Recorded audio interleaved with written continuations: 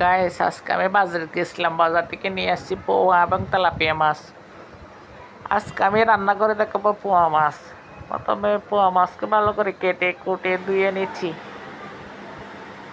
তারপরে পেঁয়াজ কাঁচামরিচ কুটে নিচ্ছি। এখন মরিচ, হলুদ, ধনিয়া, লবণ স্বাদ মতো এগুলো দিয়ে আমি পোয়া মাছগুলো রান্না করবো কয়েকটা। হলুদ, লবণ, এখন একটা পাত্রে সব একসাথে দিয়ে আমি এখন ম্যারিনেট করে নিচ্ছি। মাছগুলোকে। ম্যারিনেট করে 2 মিনিট মতো রাখবো। রাখে তারপর চুলায় তেল দিছি। তেলে দিছি পেঁয়াজ পুরন। পেঁয়াজের উপর মাছগুলো একটা একটা করে ছাড়ি দেব।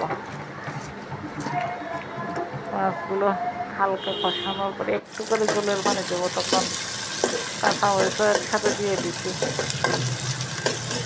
তারপর ভালো করে কষিয়ে নামিয়ে ফেলবো।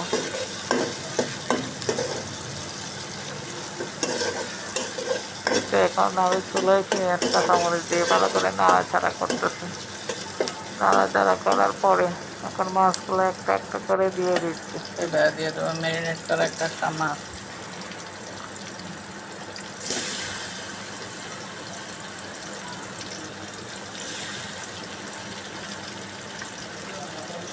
সব মাছগুলো একটা একটা করে এখন দিয়ে দেবো।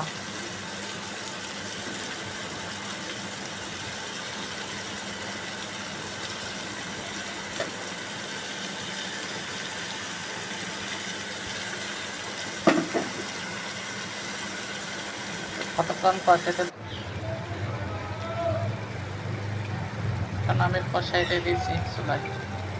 এরকম মাছগুলো প্রায় দেওয়ার 10 পরে মিনিট ভালো কষবে। করে তারপর কষিয়ে নেব। হালকা করে জলের পানি দেবো। কষানোর পরে একটু করে জলের পানি দেবো। জলের পানি দিয়ে ভালো করে ধনেপাতা আর কষিয়ে বাতাসা মরিচ এখন তারপর মাছের মধ্যে দিয়ে ধনেপাতা দেবো। দিয়ে মাছ প্রায় চুলা হয়ে থেকে গেছে। নামিয়ে গরম গরম পরিবেশন করব।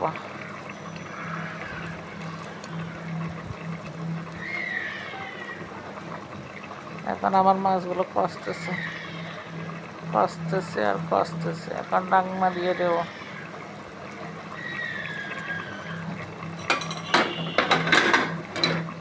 এখন বাতাসা মরিচ আর ধনেপাতা আমি কুচি করে রাখছি, ওগুলো নামানোর আগে দিয়ে দেব। ফাঁকা বাতাসা মরিচ।